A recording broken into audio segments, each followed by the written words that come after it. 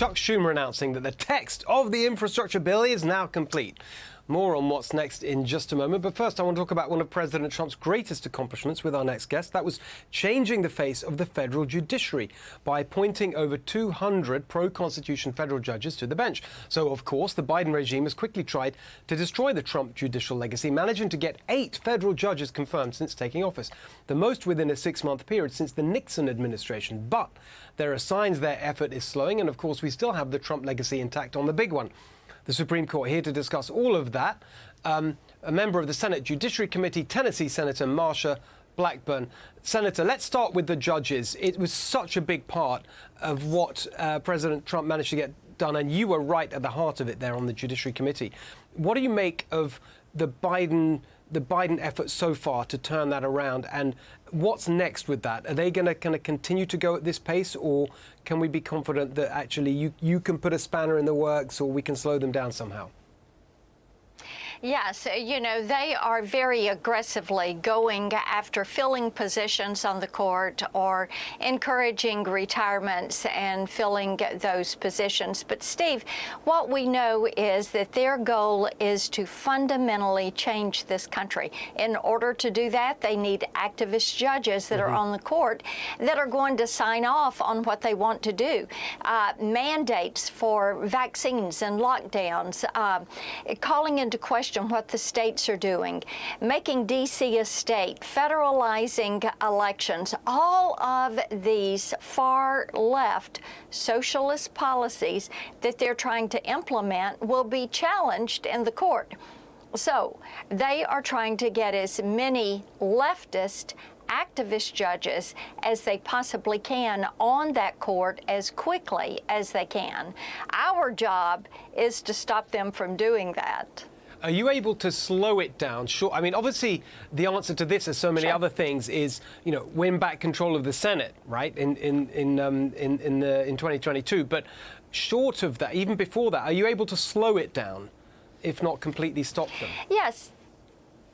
Well, I think there are a couple of things there that are important for those of us on Judiciary Committee to do. And number one is to reveal who these individuals really are, what their records are, and to make that, to provide the American public with that awareness. What is their judicial philosophy? And that is something that we are doing in the course of the hearings. Slowing down the process, of course. It is really a matter of doing our appropriate due diligence as we review the backgrounds of these individuals and making certain that people that are not qualified to be on the court are not allowed to be on the court, that we work through that process to highlight this is a nominee who ought not to be there. And of course, the crucial difference is that they want to put judges on there to push a political agenda, whereas the conservative position is just judges who will interpret the Constitution faithfully, regardless of the political outcome. We've actually seen that with President Trump's nominees to the Supreme Court in a couple of cases. Let's turn to this infrastructure bill. That 2,000-page document was printed earlier today. I don't know if you've seen the pictures of that. We've just heard that Schumer said it's done now. It's going to be opened up for amendments. We had Kirsten Sinema and Rob Portman saying this is great because it shows government works. Susan Collins today said that there are now she thinks there are enough Republican votes to pass this bill. Are you going to be one of those votes in favor of this bill?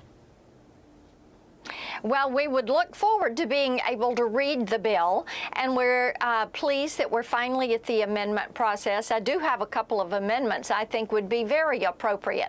If you want shovel-ready infrastructure, build the wall. If you want shovel-ready infrastructure, restart the Keystone Pipeline. Those would be 2 good ways to move forward. It is going to be important that we have the opportunity to review this legislation. I am not inclined to vote for this if it is the same as what I saw when I left on Friday. Of course, we did not have the bill at that point. It was about 2,700 pages and growing.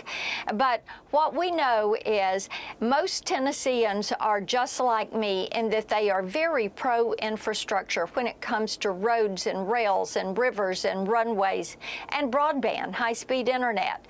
What they do not want to see is that their hard-earned taxpayer dollars wasted on programs that are not going to be useful or will not even come to fruition for years. Things like the Green New Deal, subsidies for electric vehicles. People are not wanting to see their money used for that. They don't want money to go to growing the size of the union. They are very concerned about some of the freedoms that they would be called to give away in order for government to have more control over our nation's infrastructure, over our nation's energy policy. Well, I think we know where you stand, Senator Marsha Blackburn, as we always do. You're always very clear, and we love having you on. Thank you so much. Hey, Sean Hannity here. Hey, click here to subscribe to Fox News YouTube page and catch our hottest interviews and most compelling analysis. You will not get it anywhere else.